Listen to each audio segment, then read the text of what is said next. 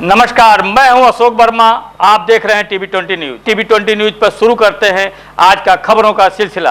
बने रहिए हमारे साथ। उत्तर प्रदेश सरकार के कैबिनेट मंत्री और सुभाषपा के राष्ट्रीय अध्यक्ष ओम प्रकाश राजभर ने अतरौलिया स्थित निरीक्षण भवन में आयोजित प्रेस वार्ता में विपक्षी दलों पर जमकर निशाना साधा। उन्होंने राज्य की राजनीति, महिला आरक्षण और प्रशासनिक मुद्दों पर खुलकर अपनी बात रखते हुए विपक्ष के आरोपों को सिरे से खारिज किया। प्रेस वार्ता के दौरान मंत्री राजभर ने समाजवादी पार्टी और कांग्रेस पर हमला बोलते हुए कहा कि महिला आरक्षण जैसे महत्वपूर्ण मुद्दे पर विपक्ष की भूमिका संदिग्ध रही है। उन्होंने तीखी टिप्पणी करते हुए कहा, जो लोग अपने घर की महिलाओं की सुरक्षा नहीं कर सके, वे देश की महिलाओं की सुरक्षा की बात कैसे कर सकते हैं। उन्होंने आरोप लगाया कि महिला आरक्षण बिल के समय विपक्ष ने दोहरा रवैया अपनाया और उसका विरोध किया। सरकार के भीतर प्रशासनिक खींचतान के आरोपों को खारिज करते हुए मंत्री ने स्पष्ट किया कि वह केवल एक सामान्य प्रशासनिक प्रक्रिया है। उन्होंने कहा कि अधिकारियों का स्थानांतरण तय नियमों के अनुसार होता है और इसमें किसी प्रकार की खींचतान नहीं है। और क्या कुछ कहा, सुनिए। अखिलेश यादव ने आज अपनी प्रेस वार्ता में आरोप लगाया है कि महिला आरक्षण पास न होना भाजपा के लिए बुनियाद और साजिश का हिस्सा था। जब वो अपनी पत्नी की सुरक्षा नहीं कर पाए, मौलाना ने जब टिप्पणी किया, भद्र टिप्पणी किया, तो वो मौलाना के साथ खड़े हो गए।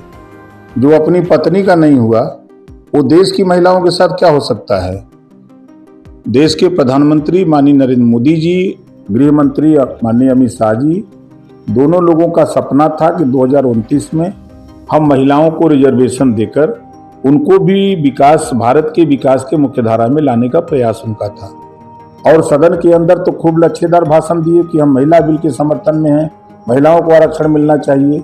जब महिला बिल पास होने के लिए जब वोटिंग हुआ, तो ये समाजवादी पार्टी, कांग्रेस गठबंधन के लोग ये फिर विरोध में उठ दिए और आज अपनी जीत बता रहे हैं। इनका खामियाजा मिलेगा जब चुनाव आएगा ना, तब इनको समझ में आएगा कि ये क्या हो रहा है। अखिलेश यादव ने आज प्रशासनिक स्तर पर हो रही उठापटक और मुख्य सचिव के रिश्तेदार को हटाए जाने वाली घटनाओं पर सवाल उठाया। देखिए, उनके जिम्मे दुइया काम है, एक ट्वीट करना, एक प्रेस वार्ता करना। इसके अलावा कुछ बचा नहीं है। वो शुद्ध रूप से भारतीय जनता पार्टी के सहयोगी दल हैं, अलग जरूर हैं, लेकिन उनका दिल भारतीय जनता पार्टी के साथ है। वो चाह रहे हैं कि भारतीय जनता पार्टी की सरकार बनी रहे ताकि मियाँ भाई लोग हमारे साथ सटे रहे। उन्होंने भी आरोप लगाया कि विपक्षी दल इस सरकार की विफलता पर षड्यंत्र बता रही है। क्या प्रदेश सरकार के भीतर वाकई कोई बड़ी प्रशासनिक खींचातानी चल रही है? कोई खींचातानी नहीं चल रही है। ये रूटीन में होता है। जो डीएम और एसपी लंबे समय तक जिस जिले में रहते हैं, फिर उनको दूसरे जिले में भेजा जाता है, दूसरे जिले को फिर काम दूसरा दिया जाता है। ये रूटीन में होता रहता है। उनकी निगाह में अपने गिरबान में झांक के देखें, जब उनकी सरकार थी तब वो क्या करते थे। उनके यहाँ तो ट्रांसफर पोस्टिंग जो है धंधा बन गया था। ट्रांसफर कराओ, माल दो, जाओ। ये समाजवादी पार्टी के नेता घूम घूम के गांवों में प्रचार करते थे कि सिपाही का ट्रांसफर हो, होमगार्ड के ट्रांसफर तक कराने की ठेका ले रहे थे घूम घूम के। उन्होंने भी कहा है कि जो सरकारी तंत्र की कार्यप्रणाली पर सवाल उठाया है, क्या ये सिर्फ राजनीति आरोप मानकर आप खारिज करेंगे कि इस पे कोई ठोस स्पष्टीकरण आप? देखिए, वो जो आरोप लगा रहे हैं उनका आरोप बेबुनियाद है।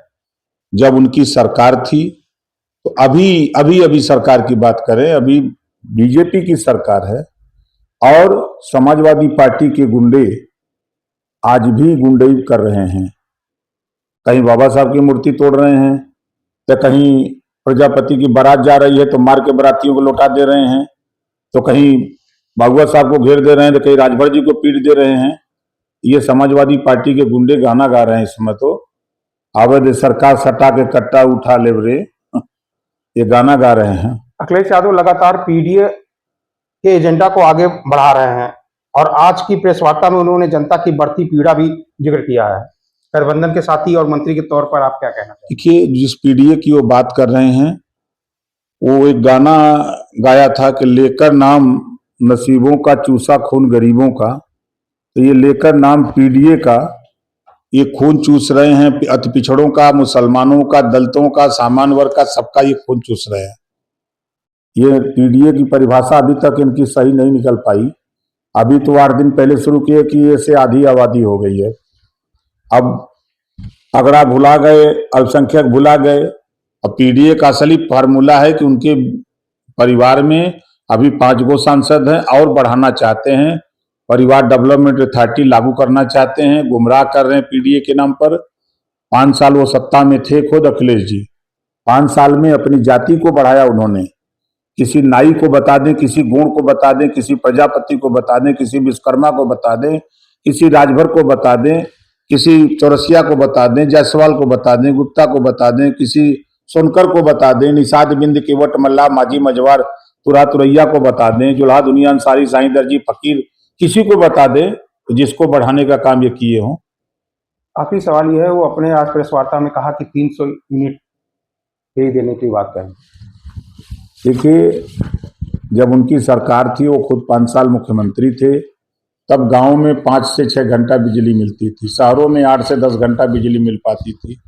4 जिले ऐसे थे, रामपुर, आजम खां जी का जिला, मैनपुरी, सैफई और इटावा, जो उनका जिला है, वहाँ 24 घंटे बिजली रहती थी। लेकिन ग्रामीण इलाके में उत्तर प्रदेश में 5 से 6 घंटे बिजली रहती थी। और जब उनके राज्य में ट्रांसफार्मर जलते थे तो गांव के लोग चंदा लगा करके पैसा जुटाते थे, तब फीडर पर जाते थे तो पैसा देते थे, तब ट्रांसफार्मर आता था। आज की सरकार में 24 घंटे के अंदर ट्रांसफार्मर लग जा रहे हैं। क्षमता अगर बढ़ाना है तो क्षमता बढ़ जा रही है। और बिजली ग्रामीण इलाके में सरकार ने तय किया 18 घंटा देने के लिए 16 घंटा 17 घंटा बिजली आ रही है ग्रामीण इलाके में। तहसीलों पर 20 घंटा 21 घंटा बिजली जा रही है, शहरों में 24 घंटा बिजली जा रही है।